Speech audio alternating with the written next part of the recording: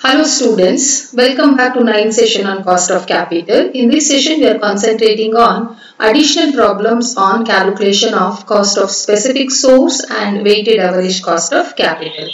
So let me look at this problem. The following is the extract from financial statement of KPN Limited. Operating profit minus interest on debenture minus income tax, which is 50%. So net profit, then equity share capital in bracket shares of rupees 10 each, reserves and surplus, then 15% non-convertible debentures of rupees 100 each. So all these information are given in this problem. What they asked is, so we have to calculate earning per share and we have to calculate cost of capital to the company for debenture and for equity.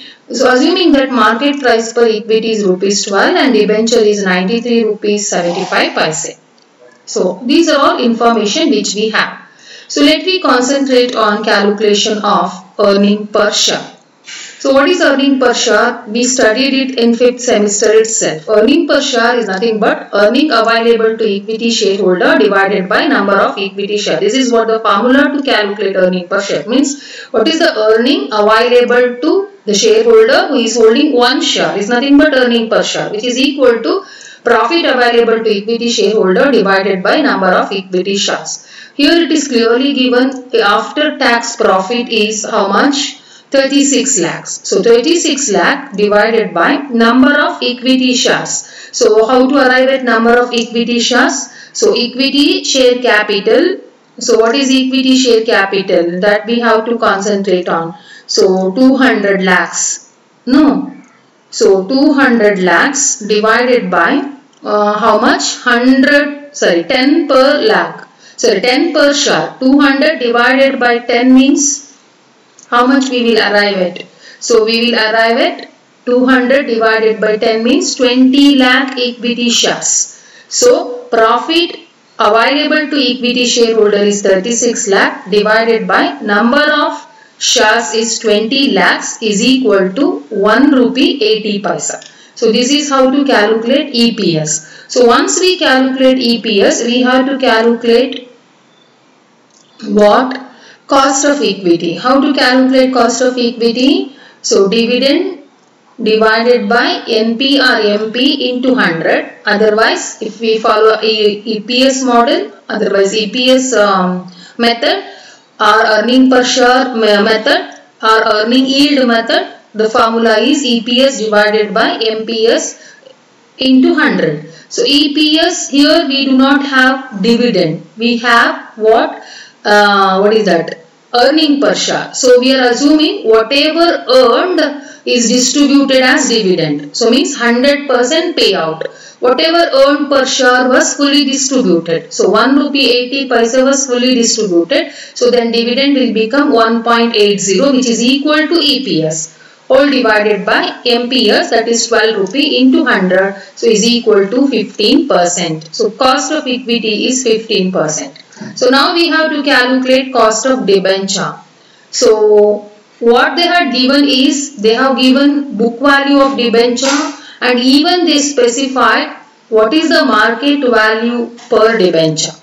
So we do not have any information with regard to, we have information with regard to market price of debenture. So now we have to calculate cost of debenture based on book value based on market value. As far as book value is concerned, we can easily calculate cost of debenture. So which is 15% into 1 minus tax rate 50%. So 15% into 1 minus 0.50. 15% into 0.50 is equal to 7.5%. This is cost of debt at book value. So what is cost of debt at market value? So how to calculate cost of debt at market value? So we can calculate cost of debt at market value not on per share basis or taking into consideration information about the total debt, total interest as base. Even in this solution at book value also they calculated based on total interest and total book value. They compared total interest with total book value and multiplied it with 100. Total interest divided by total book value into 100. Interest they have taken after tax. That's why cost we arrive is after tax. So there are two ways to arrive at cost. Either we can take given percentage of interest as a base, because interest is the base for calculation of cost of debt. So when we want to calculate cost of debt at book value, interest given in the problem into 1 minus tax rate is equal to cost of debt. Otherwise, so what is interest on book value? So 220 on 220 lakh, you calculate 15% interest. It will become 33 lakh. So minus 50% tax rate. So after tax interest will become 16.50. So 16.50 lakh divided by 220 lakh into 100 means 7.5% is after tax cost of debt based on book value. If you want to calculate what is the value, what is the cost after at market value, so first we have to calculate market value of debt. So when value of debt, value of debenture or value of a debenture is 100, the book value is 220. When value of a debenture is 93.75, what is the value? You will arrive at the market value when you cross multiply. The market value will become 206.25. On 206.25, 15% interest means 33 lakh. Not on 206, always interest will be calculated at book value. So on 220 lakh, 15% interest is 33 lakh. So on that 50% tax, so after tax interest is 16,50,000. So 16,50,000 divided by 206.25 lakhs into 100. The answer is 8%. This is how to calculate cost of debt based on total interest after tax compared with total market price. Again, total interest after tax compared with book value. Did you get my point? Why they implemented this formula is, we can calculate cost of debt at book value taking 15%. So 15 into 1 minus 0.50 is 7.5. But we cannot use the same formula to arrive at cost of debt at market value. So that's why even for book value and for market value, they implemented the formula total interest after tax divided by book value into 100. Otherwise, as and when it comes to market value, total interest after tax divided by market value, total market value into 100. So this is how they arrived at cost of debt. Try to understand. So as and when circumstances makes us to calculate cost of debt, taking into consideration total information, means information relating to total interest, information relating to total value. So this is how to calculate cost of debt. Now let me move to our next problem. In this problem they asked, given below is summary of balance sheet of a company as at 31st December 2010. So balance sheet information is given in the problem. So we have equity share capital, we have reserves and surplus, we have 8% debenture redeemable, we have current liability, short-term loan, trade creditor.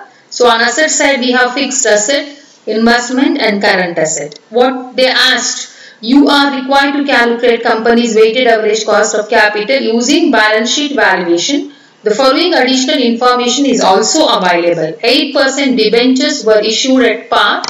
All interest payment are up to date and equity dividend is currently 12. It is not 12, it is 1.2%. Make it as 1.2% in question itself, because they have taken it as 1.2, not 12.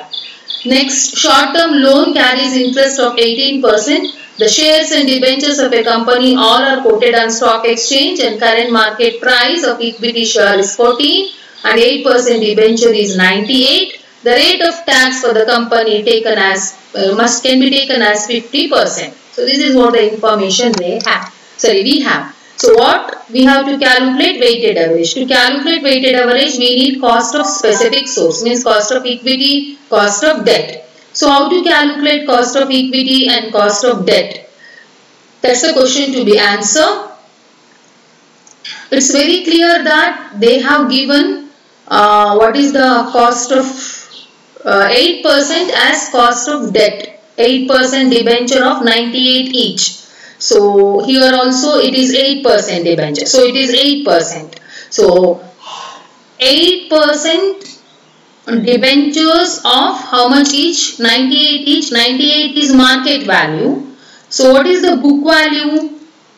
So book value is not given. When book value is not given, so we are we are calculating cost of debt after tax. Cost of debt before tax is 8%. 8 into 1 minus 0.50. So 8 into 1 minus 0.50 means 4% is cost of debt based on book value. Cost of debt based on book value.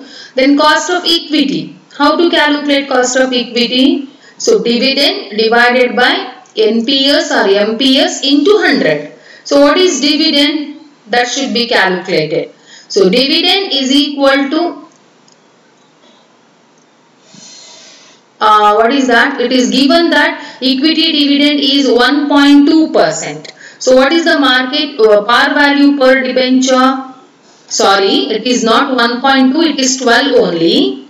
12% of 10 rupees. 12% of 10 rupee is 1.2. Because dividend is always calculated on book value. 12% of 10 rupee is 1.2. Mistake not in the question but in the solution itself. 12 divided by 100 into 10, not 100. It is 12% itself. 12 divided by 100 into 10 is 1.2. So 1.2 is dividend per share. So how I calculated? 12% of book value. That is 12% of 10 rupees is 1.2. Then what is book value per share? Book value per share is how much? 10 rupees. But here equity share capital includes reserves and surplus also. So that's why what we have to do is equity share book value plus reserves and surplus book value will arrive at equity book value 3,30,000. So book value equity 3,30,000 divided by 2 lakh divided by 10 means number of shares 20,000. So total book value 3,30,000 divided by number of shares, we will arrive at book value per share after including reserves and surplus, which is 16.50. So cost of equity 1.20 divided by book value per share. They have taken book value, not the market value weight, into 100. So cost of equity will become 7.273. So equity 3,30,000, debenture 1,70,000, total 5 lakh. So we have after tax cost, which is equity is 7.273 based on book value, and the cost of debt is 4% after tax cost. So what we have to calculate is weighted average cost. How they calculated weighted average cost? So weighted average cost they calculated is they multiplied after tax cost with amount. They arrived at weighted average cost. So weighted average cost of capital is equal to total of weighted average cost divided by total of weights, that is 5 lakh. We will arrive at answer as 6.16%. In this way also we can calculate. Otherwise what we can do is 3,30,000 divided by 5 lakh. What weight we will get? We can have to record. 1,70,000 divided by 5 lakh. What weight we will get? That must be recorded. So weight into cost. Weighted average cost. At that time also you will arrive at 6.16. Here what they did is they multiplied cost, percentage of cost after tax with the weight. They arrived at weighted average cost. Sum of weighted average cost divided by total weight is equal to 100. In this way also we can calculate. Otherwise what we can do is we can have a separate column for weight. So 330 divided by 5 lakh into 100. 3,30,000 divided by 5 lakh into 100. So you will arrive at weight of equity. 1,70,000 divided by 5 lakh into 100. You will arrive at weight of debenture. That weight should be multiplied with after tax cost. You will arrive at weighted average cost. Sum of that itself is weighted average cost of capital. So this is all about this session. We will see last problem particularly next session. Till that, take care.